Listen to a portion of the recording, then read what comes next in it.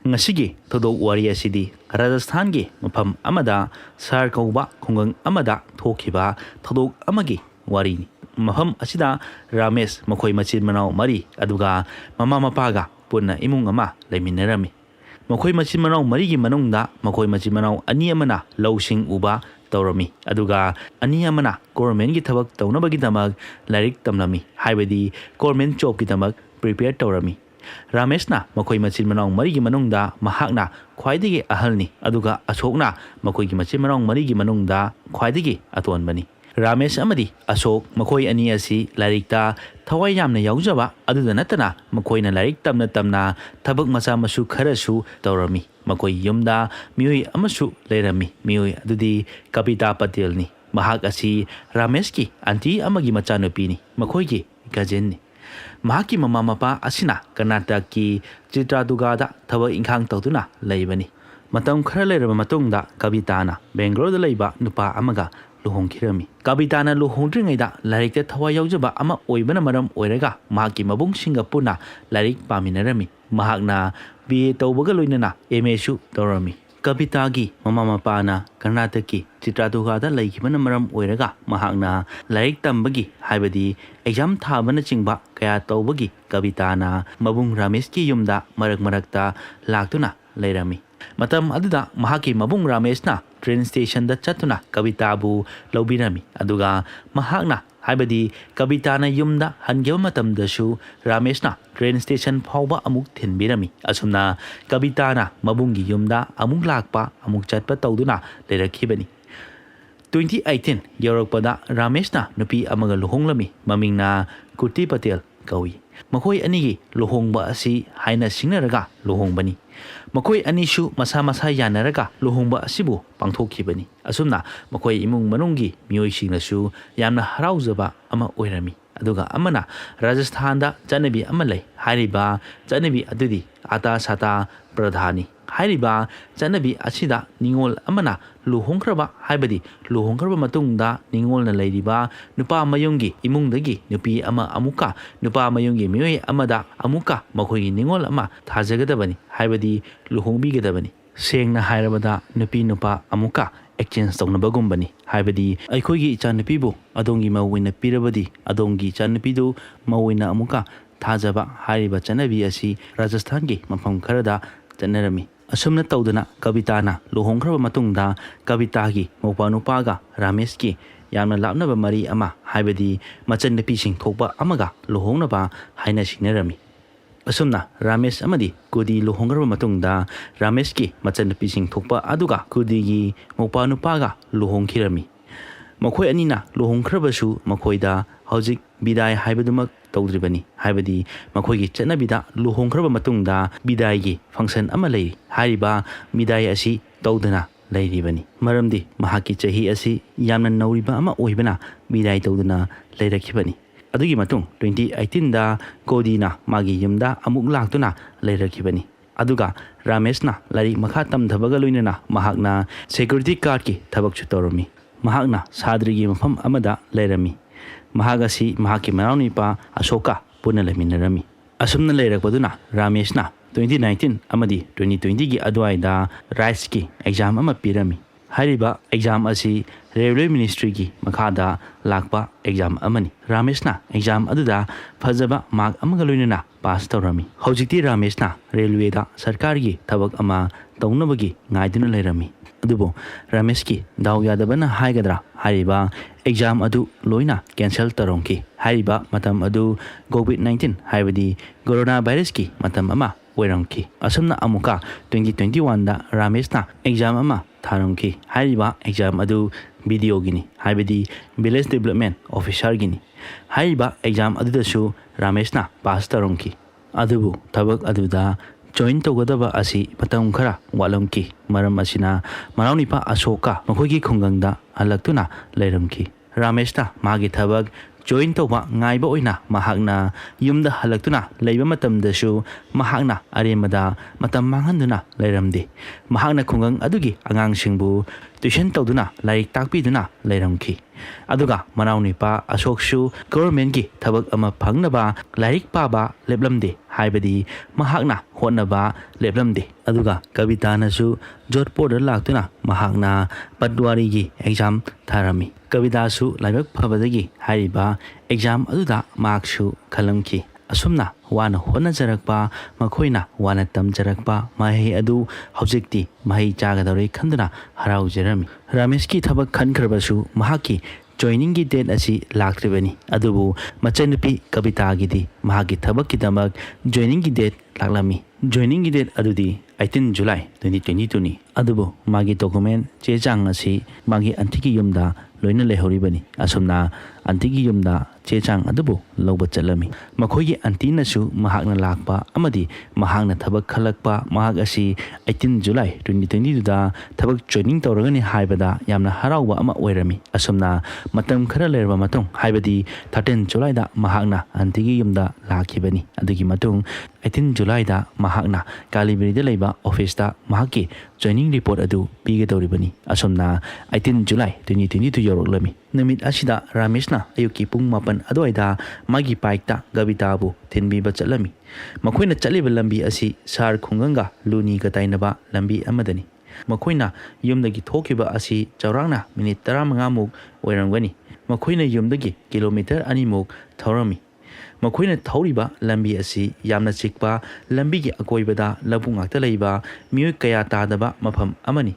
ꯒꯥꯔꯤ ꯑꯌꯥꯝꯕꯁꯨ ꯆꯠꯅꯗꯦ ꯑꯁꯨꯝꯅ ꯃꯈꯣꯏꯅ ꯈꯔ ꯊꯧꯔꯕ ꯃꯇꯨꯡ ꯌꯥꯝꯅ ꯌꯥꯡꯅ XUV ꯒꯥꯔꯤ ꯑꯃ ꯊꯧꯔꯛꯂꯝꯃꯤ ꯑꯗꯨꯒ ꯔꯥꯃꯦꯁꯅ ꯊꯧꯔꯤꯕ ꯕꯥꯏꯛ ꯑꯗꯨꯒꯤ ꯃꯅꯤꯡꯗ ꯊꯣꯝꯂꯛꯂꯝꯃꯤ XUV ꯀꯥꯔ ꯑꯗꯨꯅ ꯊꯣꯝꯕꯈꯛ ꯅꯠꯇꯅ ꯃꯤꯇꯔ 200-300 ꯔꯣꯝ ꯆꯦꯟꯗꯨꯅ ꯄꯨꯔꯝꯃꯤ ꯑꯁꯨꯝꯅ ꯁ꯭ꯄꯤꯠ ꯌꯥꯡꯅ ꯊꯧꯔꯤꯕ ꯒꯥꯔꯤ ꯑꯗꯨꯅ ꯊꯣꯝꯕ ꯑꯗꯨꯈꯛ ꯅꯠꯇꯅ ꯆꯦꯜꯂꯒ ꯄꯨꯕ ꯑꯗꯨꯅ ꯑꯍꯧꯕ ꯃꯈꯣꯜ ꯑꯃ ꯇꯥꯔꯝꯃꯤ ꯃꯐꯝ ꯑꯗꯨꯋꯥꯏꯗ ꯂꯧꯕꯨꯛꯇ ꯂꯩꯕ ꯃꯤꯑꯣꯏꯁꯤꯡꯅ ꯇꯥꯕꯗꯒꯤ ꯌꯦꯡꯅꯔꯝꯃꯤ ꯃꯈꯣꯏꯅ ꯂꯧꯕꯨꯛꯇꯒꯤ ꯀꯥꯔꯅ ꯊꯣꯝꯐꯝ ꯑꯗꯨꯗ ꯆꯦꯟꯈꯠꯂꯛꯂꯝꯃꯤ ꯂꯧꯕꯨꯛꯂꯣꯝꯗꯒꯤ ꯃꯤꯑꯣꯏ ꯈꯔ ꯆꯦꯜꯂꯛꯄ ꯑꯗꯨ ꯎꯕꯗ XUV ꯒꯥꯔꯤꯗꯒꯤ ꯃꯤꯑꯣꯏ ꯈꯔ ꯀꯨꯝꯊꯔꯛꯇꯨꯅ ꯆꯦꯟꯈꯤꯔꯝꯃꯤ ꯑꯗꯨꯒ ꯒꯥꯔꯤ ꯑꯗꯨꯕꯨ ꯊꯧꯔꯤꯕ ꯗ꯭ꯔꯥꯏꯚꯔ ꯑꯗꯨ ꯂꯧꯕꯨꯛꯇ ꯂꯩꯔꯝꯕ ꯃꯤꯑꯣꯏꯁꯤꯡꯅ ꯐꯥꯔꯒ ꯐꯨꯕ ꯍꯧꯔꯝꯃꯤ ꯑꯗꯨꯒꯤ ꯃꯇꯨꯡꯗ ꯄꯨꯂꯤꯁ ꯀꯧꯗꯨꯅ ꯄꯨꯂꯤꯁꯇ ꯁꯤꯟꯅꯔꯝꯃꯤ ꯔꯥꯃꯦꯁ ꯑꯃꯗꯤ ꯀꯕꯤꯇꯥꯒꯤ ꯐꯤꯕꯝ ꯑꯔꯨꯕ ꯑꯃ ꯑꯣꯏꯔꯝꯃꯤ ꯃꯈꯣꯏꯅ ꯄꯨꯔꯛꯈꯤꯕ ꯄꯣꯠꯂꯝꯁꯤꯡ ꯆꯈꯥꯏꯗꯨꯅ ꯇꯥꯔꯝꯃꯤ ꯌꯥꯝꯅ ꯀꯨꯏꯅ ꯄꯟꯊꯗꯅ ꯃꯐꯝ ꯑꯗꯨꯗ ꯂꯩꯔꯝꯕ ꯃꯤꯑꯣꯏ ꯑꯃꯗꯤ ꯄꯨꯂꯤꯁꯁꯤꯡ ꯑꯗꯨꯅ ꯔꯥꯃꯦꯁ ꯑꯃꯗꯤ ꯀꯕꯤꯇꯥꯕꯨ ꯍꯣꯁꯄꯤꯇꯥꯜ ꯑꯃꯗ ꯄꯨꯈꯠꯂꯝꯃꯤ ꯑꯗꯨꯕꯨ ꯍꯣꯁꯄꯤꯇꯥꯜ ꯌꯧꯔꯕꯁꯨ ꯀꯥ ꯍꯦꯟꯅ ꯁꯣꯛꯈꯤꯕꯅ ꯃꯔꯝ ꯑꯣꯏꯔꯒ ꯃꯈꯣꯏꯕꯨ ꯀꯟꯕ ꯉꯝꯂꯝꯈꯤꯗꯦ ꯍꯥꯏꯔꯤꯕ ꯄꯥꯎ ꯑꯗꯨ ꯌꯨꯝꯒꯤ ꯃꯤꯑꯣꯏꯁꯤꯡꯅ ꯇꯥꯕꯗ ꯌꯥꯝꯅ ꯅꯨꯡꯉꯥꯏꯇꯕ ꯑꯃ ꯑꯣꯏꯅꯔꯝꯃꯤ ꯃꯕꯨꯡ ꯔꯥꯃꯦꯁꯁꯨ ꯑꯦꯛꯖꯥꯝ ꯄꯥꯁ ꯇꯧꯗꯨꯅ ꯊꯕꯛ ꯈꯜꯂꯕꯅꯤ ꯖꯣꯏꯟ ꯇꯧꯒꯗꯕꯒꯤ ꯃꯇꯝ ꯉꯥꯏꯗꯨꯅ ꯂꯩꯔꯕꯅꯤ ꯑꯗꯨꯒ ꯀꯕꯤꯇꯥꯒꯤꯅ ꯑꯍꯥꯟꯕ ꯅꯨꯃꯤꯠ ꯊꯕꯛ ꯖꯣꯏꯟ ꯇꯧꯒꯗꯕ ꯅꯨꯃꯤꯠꯇ ꯂꯥꯏꯕꯛ ꯊꯤꯕ ꯊꯧꯗꯣꯛ ꯑꯗꯨ ꯊꯣꯛꯈꯤꯕꯅꯤ ꯃꯈꯣꯏꯅ ꯌꯥꯝꯅ ꯋꯥꯅ ꯒꯣꯔꯃꯦꯟ ꯊꯕꯛ ꯑꯃ ꯐꯪꯅꯕ ꯍꯣꯠꯅꯔꯛꯈꯤꯕ ꯑꯗꯨ ꯊꯧꯗꯣꯛ ꯑꯃꯅ ꯑꯔꯦꯝꯕ ꯇꯥꯍꯜꯂꯝꯈꯤ ꯍꯥꯏꯔꯤꯕ ꯊꯧꯗꯣꯛ ꯑꯗꯨ ꯑꯍꯥꯟꯕꯗꯗꯤ ꯊꯣꯛꯍꯟꯅꯤꯡꯗꯕ ꯊꯧꯗꯣꯛ ꯍꯥꯏꯕꯗꯤ ꯑꯦꯛꯁꯤꯗꯦꯟ ꯊꯣꯛꯄꯗꯒꯤ ꯂꯩꯈꯤꯗꯕꯅꯤ ꯍꯥꯏꯅ ꯈꯟꯅꯔꯝꯃꯤ ꯑꯗꯨꯕꯨ ꯂꯧꯕꯨꯛꯇ ꯂꯩꯕ ꯃꯤꯑꯣꯏꯁꯤꯡꯅ ꯎꯍꯧꯕ ꯑꯃꯗꯤ ꯔꯥꯃꯦꯁꯀꯤ ꯌꯨꯝꯒꯤ ꯃꯤꯑꯣꯏꯁꯤꯡꯗ ꯇꯝꯂꯛꯄꯗ ꯍꯥꯏꯔꯤꯕ ꯊꯕꯛ ꯑꯁꯤ ꯊꯑꯣꯏꯀꯤ ꯇꯧꯕ ꯑꯃ ꯃꯥꯜꯂꯝꯈꯤ ꯔꯥꯃꯦꯁ ꯑꯃꯗꯤ ꯀꯕꯤꯇꯥꯅ ꯂꯥꯛꯇ꯭ꯔꯤꯉꯩꯒꯤ ꯃꯃꯥꯡꯗ XUV ꯀꯥꯔ ꯑꯗꯨ ꯂꯥꯛꯇꯨꯅ ꯂꯝꯕꯤ ꯑꯗꯨꯒꯤ ꯅꯥꯀꯟꯗ ꯈꯥꯝꯈꯤꯕꯅꯤ ꯑꯗꯨꯒꯤ ꯃꯇꯨꯡꯗ ꯃꯤꯑꯣꯏ ꯈꯔ XUV ꯀꯥꯔ ꯑꯗꯨꯗꯒꯤ ꯀꯨꯝꯊꯔꯛꯇꯨꯅ ꯋꯥꯔꯤ ꯋꯥꯇꯥꯏ ꯁꯥꯟꯅꯕꯇ ꯂꯣꯏꯅꯅ ꯂꯐꯣꯏ ꯆꯥꯔꯝꯃꯤ ꯉꯥꯏꯍꯥꯛ ꯂꯩꯔꯒ ꯔꯥꯃꯦꯁꯀꯤ ꯕꯥꯏꯛ ꯂꯥꯛꯄ ꯑꯗꯨꯗ ꯃꯈꯣꯏꯅ ꯕꯥꯏꯛ ꯑꯗꯨꯕు ꯈꯥꯝꯅꯕ ꯍꯥꯏꯔꯝꯃꯤ ꯑꯗꯨꯕꯨ ꯔꯥꯃꯦꯁꯅ ꯕꯥꯏꯛ ꯑꯗꯨ ꯈꯥꯝꯂꯝꯗꯅ ꯊꯧꯈꯤꯕꯅꯤ ꯃꯈꯣꯏꯅ ꯃꯈꯣꯜ ꯍꯧꯅ ꯂꯥꯎꯗꯨꯅ ꯒꯥꯔꯤ ꯈꯥꯝꯅꯕ ꯍꯥꯏꯔꯝꯃꯤ ꯑꯗꯨꯕꯨ ꯔꯥꯃꯦꯁꯅ XUV ꯃꯈꯣꯏꯅ XUV ꯀꯥꯔ ꯑꯗꯨꯗ ꯀꯥꯈꯠꯇꯨꯅ XUV ꯀꯥꯔ ꯑꯗꯨ ꯊꯧꯗꯨꯅ ꯔꯥꯃꯦꯁꯄꯨ ꯇꯥꯟꯅꯔꯛꯈꯤꯕꯅꯤ ꯍꯥꯏꯔꯤꯕ ꯊꯧꯗꯣꯛ ꯑꯁꯤ ꯍꯥꯟꯅ ꯃꯃꯥꯡꯗ ꯄ꯭ꯂꯥꯟ ꯇꯧꯗꯨꯅ ꯔꯥꯃꯦꯁꯀꯤ ꯕꯥꯏꯛꯇ ꯊꯣꯡꯈꯤꯕ ꯑꯣꯏꯒꯅꯤ ꯍꯥꯏꯔꯝꯃꯤ ꯂꯝꯕꯤ ꯑꯗꯨ ꯌꯥꯝꯅ ꯍꯥꯡꯂꯤꯕꯅꯤ XUV ꯀꯥꯔ ꯑꯗꯨꯅ ꯍꯥꯏꯔꯤꯕ ꯔꯥꯃꯦꯁꯅ ꯊꯧꯔꯤꯕ ꯕꯥꯏꯛ ꯑꯗꯨꯗꯒꯤ ꯍꯦꯟꯒꯠꯂꯒ ꯆꯠꯈꯤꯒꯦ ꯍꯥꯏꯔꯕꯗꯤ ꯌꯥꯔꯤꯕꯅꯤ ꯑꯗꯨꯕꯨ ꯍꯦꯟꯒꯠꯇꯕꯤꯗ ꯊꯣꯝꯂꯝꯂꯒ ꯆꯠꯈꯤꯕ ꯑꯣꯏꯒꯅꯤ ꯃꯈꯣꯏꯒꯤ XUV ꯀꯥꯔ ꯑꯗꯨ ꯐꯥꯔꯕ ꯃꯇꯨꯡ ꯃꯤꯌꯥꯝꯅ ꯌꯦꯡꯕꯗ ꯀꯥꯔ ꯑꯗꯨꯒꯤ ꯃꯅꯨꯡꯗ ꯕꯦꯁꯕꯣꯜ ꯕꯦꯠ ꯍꯣꯀꯤ ꯁ꯭ꯇꯤꯛꯅꯆꯤꯡꯕ ꯌꯥꯎꯔꯝꯃꯤ ꯑꯗꯨꯅ ꯇꯥꯛꯄꯗꯤ ꯀꯥꯔꯅ ꯊꯣꯝꯂꯝꯗ꯭ꯔꯕꯁꯨ ꯃꯃꯥꯡꯗ ꯔꯥꯃꯦꯁꯅ ꯕꯥꯏꯛ ꯈꯥꯝꯂꯝꯂꯕꯗꯤ ꯃꯗꯨꯗꯁꯨ ꯍꯣꯀꯤ ꯁ꯭ꯇꯤꯛꯅꯆꯤꯡꯕ ꯑꯗꯨꯅ ꯂꯥꯟꯗꯥꯔꯝꯕ ꯌꯥꯏ ꯍꯥꯏꯅ ꯊꯥꯖꯅꯔꯝꯃꯤ ꯑꯗꯨꯒ ꯀꯥꯔ ꯑꯁꯤ ꯔꯥꯃꯦꯁꯀꯤ ꯈꯨꯡꯒꯪꯒꯤ ꯃꯤꯑꯣꯏꯁꯤꯡꯅ ꯌꯦꯡꯉꯨꯕꯗ ꯀꯥꯔ ꯑꯗꯨ ꯍꯥꯟꯅ ꯃꯃꯥꯡꯗ ꯃꯈꯣꯏꯒꯤ ꯈꯨꯜꯗ ꯀꯌꯥꯔꯛ ꯍꯟꯅ ꯊꯧꯗꯨꯅ ꯆꯠꯈꯤꯕ ꯎꯔꯝꯃꯤ ꯑꯁꯨꯝꯅ ꯊꯣꯛꯂꯤꯕ ꯊꯧꯗꯣꯛ ꯑꯁꯤ ꯍꯥꯟꯅꯅ ꯄ꯭ꯂꯥꯟ ꯇꯧꯗꯨꯅ ꯊꯣꯛꯍꯟꯈꯤꯕꯅꯤ ꯍꯥꯏꯕ ꯈꯪꯂꯛꯄꯗꯒꯤ ꯃꯙꯨꯔꯥ ꯗꯥꯁ ꯍꯣꯁꯄꯤꯇꯥꯜ ꯃꯃꯥꯡꯗ ꯌꯥꯝꯂꯕ ꯃꯤꯑꯣꯏ ꯀꯌꯥꯅ ꯄ꯭ꯔꯣꯇꯦꯁ ꯇꯧꯕ ꯍꯧꯔꯝꯃꯤ꯫ ꯑꯁꯨꯝꯅ ꯔꯥꯃꯦꯁꯀꯤ ꯌꯨꯝꯒꯤ ꯃꯤꯑꯣꯏꯁꯤꯡꯅꯁꯨ IPC 302ꯒꯤ ꯃꯊꯛꯇ ꯀꯝꯄ꯭ꯂꯦꯟ ꯑꯃ ꯇꯧꯔꯝꯃꯤ ꯑꯗꯨꯒ ꯃꯈꯥ ꯇꯥꯅ ꯀꯦꯁ ꯑꯁꯤꯕꯨ ꯊꯤꯖꯤꯟꯅꯕ ꯍꯥꯏꯔꯝꯃꯤ꯫ ꯍꯥꯟꯅ ꯃꯃꯥꯡꯗ XUV ꯀꯥꯔꯒꯤ ꯗ꯭ꯔꯥꯏꯚꯔ ꯐꯥꯈꯤꯕ ꯃꯃꯤꯡꯅ ꯔꯥꯃꯦꯁ ꯃꯥꯂꯤꯅ ꯍꯥꯏꯔꯛꯄꯗ ꯊꯧꯗꯣꯛ ꯑꯁꯤ ꯈꯪꯍꯧꯗꯅ ꯊꯣꯛꯈꯤꯕ ꯊꯧꯗꯣꯛ ꯑꯃꯅꯤ, ꯃꯈꯣꯏꯅ ꯊꯧꯔꯤꯕ XUV ꯀꯥꯔ ꯑꯗꯨ ꯕ꯭ꯔꯦꯛ ꯐꯦꯜ ꯑꯣꯏꯔꯛꯄꯗꯒꯤ ꯀꯟꯇ꯭ꯔꯣꯜ ꯉꯝꯗꯕꯗ ꯕꯥꯏꯛ ꯑꯗꯨꯗ ꯊꯣꯝꯈꯤꯕꯅꯤ ꯍꯥꯏꯅ ꯇꯝꯂꯝꯃꯤ꯫ ꯊꯣꯛꯈꯤꯕ ꯊꯧꯗꯣꯛ ꯑꯁꯤꯅ ꯌꯨꯝꯒꯤ ꯃꯤꯑꯣꯏꯁꯤꯡꯗꯗꯤ ꯌꯥꯝꯅ ꯅꯨꯡꯉꯥꯏꯇꯕ ꯊꯧꯗꯣꯛ ꯑꯃ ꯑꯣꯏꯔꯝꯃꯤ꯫ ꯑꯁꯨꯝꯅ ꯃꯈꯣꯏꯒꯤ ꯍꯛꯆꯥꯡꯁꯤꯡ ꯑꯁꯤ ꯄꯣꯁꯠꯃꯣꯔꯇꯦꯝ ꯇꯧꯕ ꯂꯣꯏꯔꯒ ꯌꯨꯝꯒꯤ ꯃꯤꯑꯣꯏꯁꯤꯡꯗ ꯁꯤꯟꯅꯒꯗꯕꯅꯤ, ꯑꯗꯨꯕꯨ ꯌꯨꯝꯒꯤ ꯃꯤꯑꯣꯏꯁꯤꯡꯅ ꯍꯛꯆꯥꯡ ꯑꯗꯨꯕꯨ ꯂꯧꯈꯤꯔꯣꯏ ꯍꯥꯏꯔꯝꯃꯤ꯫ XUV ꯀꯥꯔꯗ ꯌꯥꯎꯔꯝꯕ ꯃꯤꯑꯣꯏꯁꯤꯡ ꯑꯗꯨ ꯐꯥꯗꯨꯅ ꯄꯨꯊꯣꯛꯇ꯭ꯔꯤꯕ ꯐꯥꯎꯕ, ꯃꯈꯣꯏꯗ ꯆꯞ ꯆꯥꯕ ꯆꯩꯔꯥꯛ ꯄꯤꯗ꯭ꯔꯤꯕ ꯐꯥꯎꯕ ꯍꯛꯆꯥꯡꯁꯤꯡ ꯑꯗꯨ ꯂꯧꯈꯤꯔꯣꯏ ꯍꯥꯏꯔꯝꯃꯤ꯫ ꯔꯥꯃꯦꯁꯀꯤ ꯅꯨꯄꯤ ꯀꯨꯗꯤꯁꯨ ꯃꯥꯒꯤ ꯅꯨꯄꯥꯅ ꯃꯅꯨꯡ ꯃꯇꯝ ꯆꯥꯗꯅ ꯂꯩꯈꯤꯗꯕ ꯑꯗꯨꯗ ꯃꯊ꯭ꯋꯥꯏ ꯅꯨꯡꯉꯥꯏꯇꯅ ꯀꯞꯂꯝꯃꯤ꯫ ꯃꯈꯣꯏꯒꯤ ꯂꯨꯍꯣꯡꯈꯤꯕ ꯑꯁꯤ ꯁꯨꯞꯅꯗꯒꯤ ꯆꯍꯤ 3 ꯈꯛꯇ ꯉꯥꯏꯔꯤꯕꯅꯤ꯫ ꯍꯥꯏꯔꯤꯕ ꯊꯧꯗꯣꯛ ꯑꯁꯤꯗ ꯔꯥꯃꯦꯁꯀꯤ ꯃꯅꯥꯎꯅꯨꯄꯥ ꯑꯁꯣꯛꯅ ꯊꯧꯗꯣꯛ ꯑꯁꯤ ꯌꯨꯝꯒꯤ ꯃꯤꯑꯣꯏ ꯌꯥꯎꯔꯝꯒꯅꯤ ꯍꯥꯏꯅ ꯄꯨꯂꯤꯁꯇ ꯍꯥꯏꯔꯝꯃꯤ꯫ ꯄꯨꯂꯤꯁꯅꯁꯨ ꯍꯥꯏꯔꯤꯕ ꯑꯦꯡꯒꯜꯗ ꯊꯤꯖꯤꯟꯕ ꯍꯧꯔꯝꯃꯤ꯫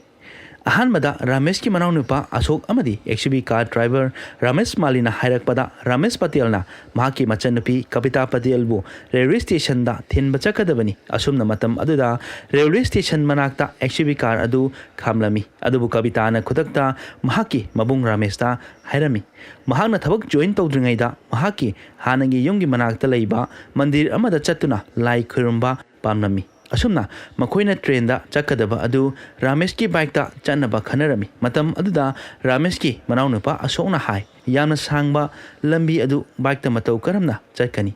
ꯃꯗꯨꯅ ꯑꯋꯥꯕ ꯑꯃ ꯑꯣꯏꯒꯅꯤ꯫ ꯑꯁꯣꯛꯅ ꯍꯥꯏꯔꯝꯃꯤ꯫ ꯃꯈꯣꯏꯗ ꯂꯥꯏ ꯈꯨꯔꯨꯝꯕ ꯂꯣꯏꯔꯕ ꯃꯇꯨꯡ ꯁꯥꯂꯋꯥꯁ ꯐꯥꯎꯕ ꯕꯥꯏꯛꯇ ꯂꯥꯛꯇꯨꯅ ꯑꯗꯨꯗꯒꯤ ꯑꯁꯣꯛꯅ ꯕꯥꯏꯛ ꯂꯧꯍꯧꯔꯒ ꯃꯈꯣꯏꯅ ꯁꯤꯇꯤ ꯕꯁꯇ ꯆꯠꯅꯕ ꯈꯟꯅꯔꯝꯃꯤ꯫ ꯑꯁꯨꯝꯅ ꯃꯈꯣꯏꯅ ꯌꯨꯝꯗꯒꯤ ꯄꯨꯡ 9 ꯑꯗꯨꯋꯥꯏꯗ ꯊꯣꯛꯈꯤꯕꯅꯤ꯫ ꯔꯥꯃꯦꯁ ꯑꯃꯗꯤ ꯀꯕꯤꯇꯥ ꯃꯈꯣꯏ ꯑꯅꯤꯅ ꯇ꯭ꯔꯦꯟꯗ ꯆꯠꯂꯔꯣꯏ ꯍꯥꯏꯕ ꯈꯪꯕꯗꯒꯤ ꯔꯦꯜꯋꯦ ꯁ꯭ꯇꯦꯁꯟꯗ ꯉꯥꯏꯔꯝꯕ ꯑꯗꯨ ꯃꯈꯣꯏꯅ ꯂꯨꯅꯤ ꯁꯔ ꯂꯝꯕꯤꯗ ꯂꯥꯛꯇꯨꯅ ꯉꯥꯏꯗꯨꯅ ꯂꯩꯔꯝꯕꯅꯤ꯫ ꯃꯇꯥꯡ ꯑꯁꯤꯗ ꯍꯪꯂꯤꯕ ꯋꯥꯍꯪꯗꯤ ꯃꯈꯣꯏꯅ ꯃꯤꯐꯠꯇꯁꯤꯡ ꯑꯗꯨꯗ ꯃꯤꯑꯣꯏ ꯀꯅꯥꯅ ꯄꯥꯎ ꯄꯤꯕꯗꯒꯤ ꯈꯪꯂꯤꯕꯅꯣ ꯍꯥꯏꯕ ꯑꯁꯤꯅꯤ꯫ ꯃꯁꯤꯗ ꯌꯨꯝꯒꯤ ꯃꯤꯑꯣꯏ ꯅꯠꯇꯅꯗꯤ ꯍꯥꯏꯔꯤꯕ ꯄꯥꯎ ꯑꯁꯤ ꯈꯪꯒꯗꯕ ꯅꯠꯇꯦ꯫ ꯑꯗꯨꯒ ꯑꯃꯅ ꯀꯕꯤꯇꯥꯅ 13 ꯖꯨꯂꯥꯏꯗ ꯌꯨꯝꯗ ꯂꯥꯛꯄꯃꯇꯝꯗ ꯍꯥꯏꯔꯤꯕ XUV ꯀꯥꯔ ꯑꯁꯤ ꯈꯨꯜ ꯑꯗꯨꯒꯤ ꯃꯤꯑꯣꯏꯁꯤꯡꯅꯁꯨ ꯎꯈꯤꯕ ꯂꯩ ꯍꯥꯏꯔꯝꯃꯤ꯫ ꯍꯥꯏꯔꯤꯕ XUV ꯀꯥꯔ ꯑꯁꯤ ꯊꯥ ꯑꯃꯒꯤ ꯃꯃꯥꯡꯗꯒꯤ ꯈꯨꯜ ꯑꯗꯨꯗ ꯂꯩꯔꯝꯃꯤ ꯍꯥꯏꯕ ꯈꯪꯂꯝꯃꯤ꯫ ꯀꯕꯤꯇꯥꯅ 2021ꯗ ꯔꯟꯖꯨꯔꯥꯝ ꯄꯇꯦꯜꯗ ꯂꯨꯍꯣꯡꯈꯤꯕꯅꯤ꯫ ꯃꯍꯥꯛꯀꯤ ꯅꯨꯄꯥ ꯑꯁꯤ ꯕꯦꯡꯒ꯭ꯂꯣꯔꯗ ꯊꯕꯛ ꯇꯧꯗꯨꯅ ꯂꯩꯕꯅꯤ꯫ ꯃꯍꯥꯛꯀꯤ ꯅꯨꯄꯤ ꯀꯕꯤꯇꯥꯅ ꯂꯥꯏꯔꯤꯛ ꯇꯝꯕ ꯑꯃꯗꯤ ꯒꯣꯔꯃꯦꯟꯒꯤ ꯊꯕꯛ ꯐꯪꯅꯕ ꯄ꯭रिꯄꯦꯔꯦꯁꯟ ꯇꯧꯕꯗꯁꯨ ꯃꯥꯒꯤ ꯅꯨꯄꯥꯅ ꯌꯥꯝꯅ ꯁꯄꯣꯔꯠ ꯇꯧꯕꯤꯔꯝꯃꯤ꯫ ꯑꯁꯣꯛꯅ ꯍꯥꯏꯔꯛꯄꯗ ꯃꯈꯣꯏ ꯃꯕꯨꯡ ꯃꯆꯜ ꯑꯁꯤ MA ꯇꯧꯔꯤꯕꯅꯤ, ꯑꯗꯨꯒ ꯃꯈꯣꯏꯅ 17 ꯖꯨꯂꯥꯏꯗꯁꯨ ꯑꯦꯛꯖꯥꯝ ꯊꯥꯔꯝꯃꯤ꯫ ꯑꯁꯨꯝꯅ ꯄꯨꯂꯤꯁꯅ ꯃꯈꯥ ꯇꯥꯅ ꯊꯤꯖꯤꯜꯂꯛꯄ ꯑꯗꯨꯅ 19 ꯖꯨꯂꯥꯏꯗ XUV ꯀꯥꯔ ꯗ꯭ꯔꯥꯏꯚꯔ ꯔꯥꯃꯦꯁ ꯃꯥꯂꯤꯅ ꯍꯥꯏꯔꯛꯄꯒꯤ ꯃꯇꯨꯡ ꯏꯟꯅ ꯃꯤꯑꯣꯏ 2 ꯐꯥꯕ ꯉꯝꯂꯝꯃꯤ꯫ ꯃꯈꯣꯏ ꯑꯗꯨꯗꯤ ꯔꯥꯀꯦꯁ ꯁꯨꯊꯥꯔ ꯑꯃꯗꯤ ꯁꯨꯍꯥꯟ ꯄꯇꯦꯜꯅꯤ꯫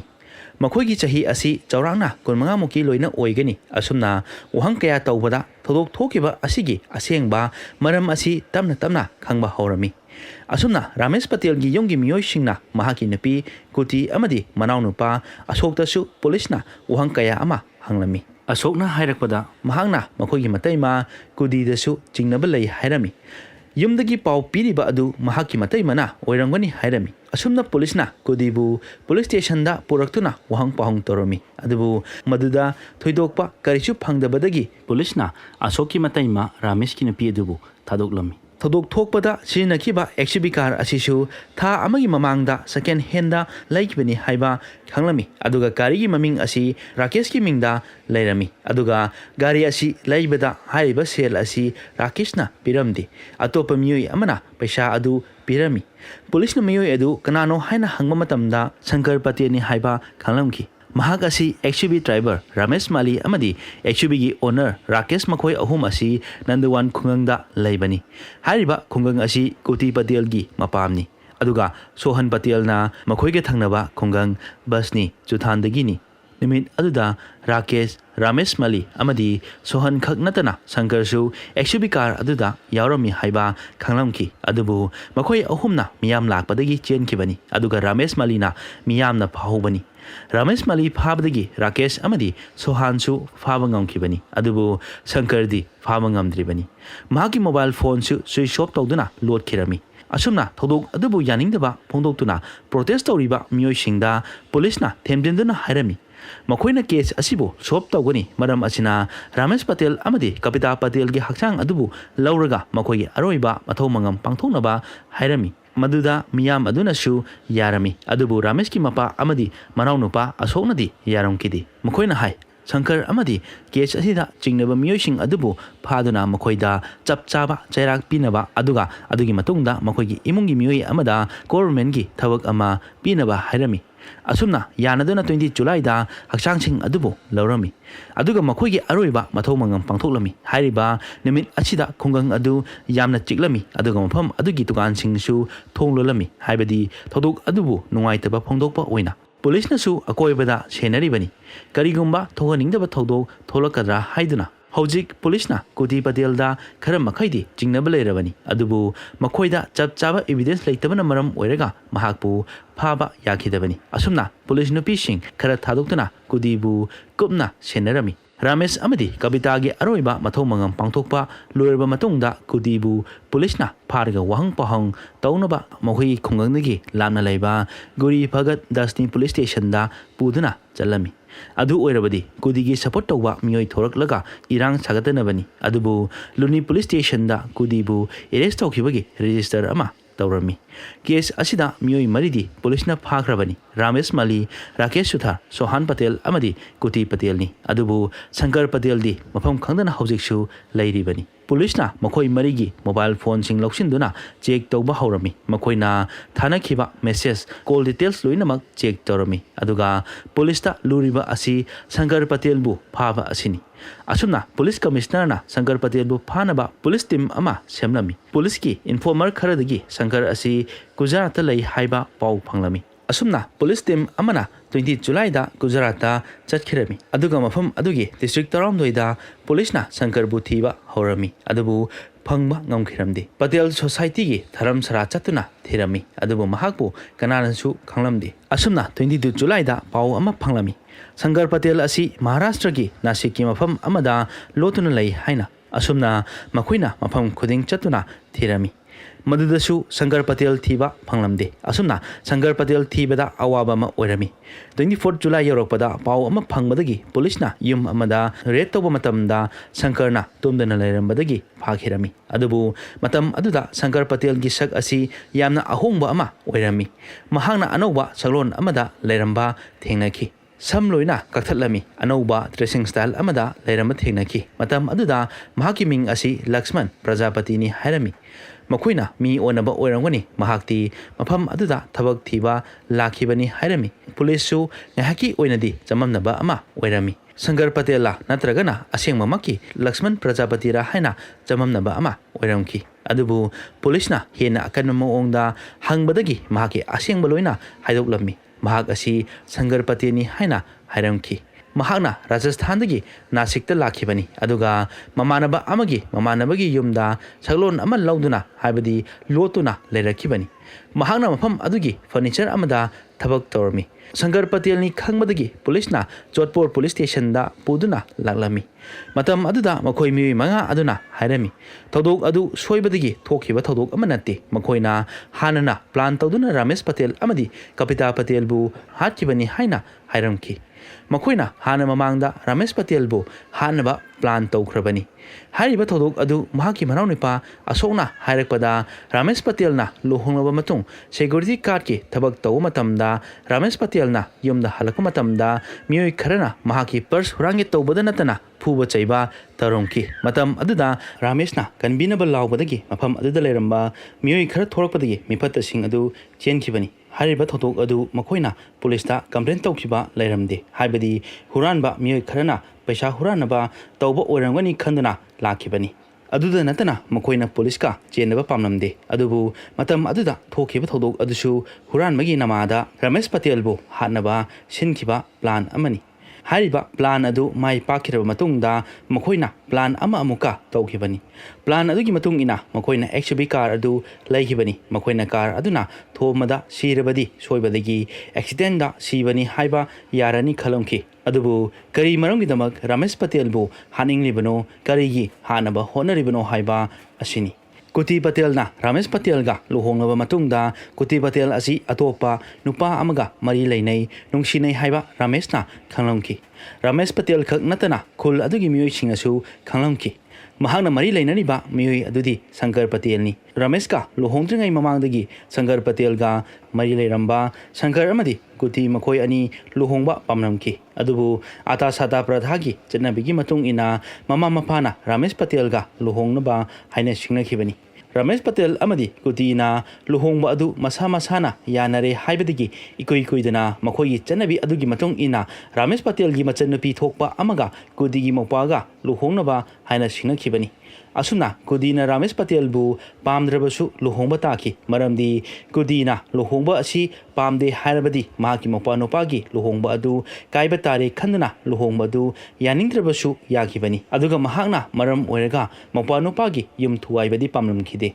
Asumna makoi anina ahalgi yathang ngaktuna luhongkraba matung Kudina atopa nupa amaga mari lainai haiba khanglakpadagi makoi anigi marakta toine khanaba haurami. Matam aduda Ramesh Patel na Kuti da hairami karigumba nangna aibu pamdrabadi nang chakhiba yagani maduda aina karishu ayat papiroi yongi halsingnasu karishu haihaloi nangi apamba punsida chakhiba yagani divorce tawninglbasu karishu akaiba leiti haiduna hairamki. Ramesh amadi Rakesh asi government job phangnabagi damak prepare tawribani maram asina makoina police ki case ama hektada chenaba pamlamde karigumba Kuti Patel na police case tawrabadi makoigi thabakta akaiba legidawribani maram asina makoina Kuti da thoina hena hairamde haibadi chairamde adubu mahakna Shankar ga mari leinarbasu Ramesh Patel dagi divorce tawbadi pamlamde divorce tawrabadi mopa nopagi luhongba kaiba tare haibadi mopa nopagi yum kaigani haiba wakhaldamak khalami.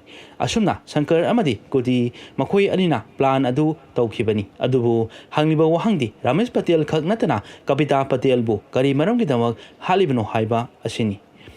Makata na thigar pada Kuti nasu Kapita Patel asibu pamlamde nungsiramde maramdi mahaka yengnarabadi yamna khenarami. Kapita Patel di honaba leptaba lairi laisu haiba nupi amani aduda natana government thabak amasu phanglabani join tawgadabagi ngaiduna leirabani. Kalakpa mayam aduna Kapita busu hatpa yaukhibani. Makoina plan asi chahi amagi mamangdagi tawkhibani. Asumna tha amagi mamangda gari laikibani. Makoina thabak asi pangthoknabagi damak makoina chap chaba matam ama ngaiduna lakhibani. Marak aduda yumna thokpa thabak khudingmak Kudina magi nungsinariba nupa Shankar Patel da pau pirami. Kudina magi nupagi mobile number asi wrong number haina save tawrami aduga Shankar Patel gi number asina Suman Patel gi mingda save tawrami. Nupi gi mingda save tawrabadi mahakpu kananasu jinarori khanduna nupi gi mamingda save tawkhibani. Asumna makoina sinarakpa plan adugi matung ina 18 July da makoina train da chatkani haina khanarambani. Adubu Kapita na lai khurumba chatkani haibadagi makoina change tawduna bike da chatkibani. Hairibasing asi magi nupi Kudina di loina khanglibani. Asumna Kudina Shankar Patel da WhatsApp da message tharami maram asinani Shankar hoina railway station manakta ngairambadagi makoina luni sar lambida laktuna Ramesh Patel bu lakpa ngaikiba. Asumna makoigi plan gi matung ina Ramesh Patel bu accident thokpa manhallaga halabadi kananasu chingnaba leiraroi adugi matungda Kutina mahaki mapamda chalani magi nupa leitana Ramesh ki yumda karigi leiruni khalamki. Adu oirabadi mahaki mopa nupagi yum sukairaroi accident haibasidi tambangamba thodong nati adugi matungda Kutina nungsi jariba Shankar Patel ga luhongdana punna leiminaba yarani khalamkibani. Adubu makoina phana haisingna tawrabasu police-na tigatuna madu punumak khanglami. Makoigi XUV car da baseball bat hockey stick na chingba yaramba amadi Suman Patel gi number da kuina sangna wari sanaba WhatsApp message ta nungsi nungolgi jet kaya thanakibagi thengnakiba kaya amma leramki. Aduga hariba Suman Patel gi number asi kanagi mingda register tawbuno haina tigatpa matamda Shankar Patel gi mingda register tawduna leirami. Kuti Patel na asikumlaba thabak tawrungani haiba kananasu thajaramkhide. ꯃꯥꯅ ꯔꯥꯃꯦꯁ ꯄꯇꯦꯜꯕꯨ ꯄꯥꯝꯗꯕ ꯂꯩꯔꯒꯗꯤ ꯂꯨꯍꯣꯡꯕꯒꯤ ꯍꯥꯏꯅ ꯁꯤꯡꯅꯕꯗ ꯃꯍꯥꯛꯅ ꯌꯥꯔꯝꯗ꯭ꯔꯕꯗꯤ ꯉꯁꯤꯁꯨ ꯔꯥꯃꯦꯁ ꯄꯇꯦꯜꯒꯤ ꯄꯨꯟꯁꯤ ꯃꯥꯡꯂꯝꯗꯕꯁꯨ ꯌꯥꯏ꯫ ꯃꯁꯤꯅꯤ ꯉꯁꯤꯒꯤ ꯑꯁꯦꯡꯕ ꯊꯣꯛꯈꯤꯕ ꯊꯧꯗꯣꯛ ꯑꯃꯒꯤ ꯋꯥꯔꯤ꯫ ꯋꯥꯔꯤ ꯑꯁꯤ ꯇꯥꯕꯤꯔꯕ ꯃꯇꯨꯡꯗ ꯑꯗꯣꯝꯗ ꯀꯔꯤ ꯐꯥꯎꯕꯤꯕꯒꯦ ꯍꯥꯏꯕ ꯀꯃꯦꯟ ꯇꯧꯗꯨꯅ ꯈꯪꯍꯟꯕꯤꯔꯛꯎ꯫ ꯑꯗꯨꯒ ꯋꯥꯔꯤ ꯑꯁꯤ ꯇꯥꯍꯟꯖꯕ ꯃꯇꯝꯗ ꯁꯣꯏꯈꯤ ꯂꯥꯟꯈꯤꯕ ꯌꯥꯎꯔꯕꯁꯨ ꯇꯥꯕꯤꯔꯤꯕꯁꯤꯡꯅ ꯉꯥꯛꯄꯤꯅꯕ ꯍꯥꯏꯖꯔꯤ꯫ ꯏꯔꯣꯏ ꯂꯣꯏꯕꯗ ꯆꯦꯅꯦꯜ ꯑꯁꯤꯕꯨ ꯁꯄꯣꯔꯠ ꯇꯧꯕꯤꯗꯨꯅ ꯂꯥꯏꯛ, ꯁꯦꯌꯔ, ꯀꯃꯦꯟ ꯑꯃꯗꯤ ꯁꯕꯁꯀ꯭ꯔꯥꯏꯕ ꯇꯧꯕ ꯀꯥꯎꯕꯤꯒꯅꯨ꯫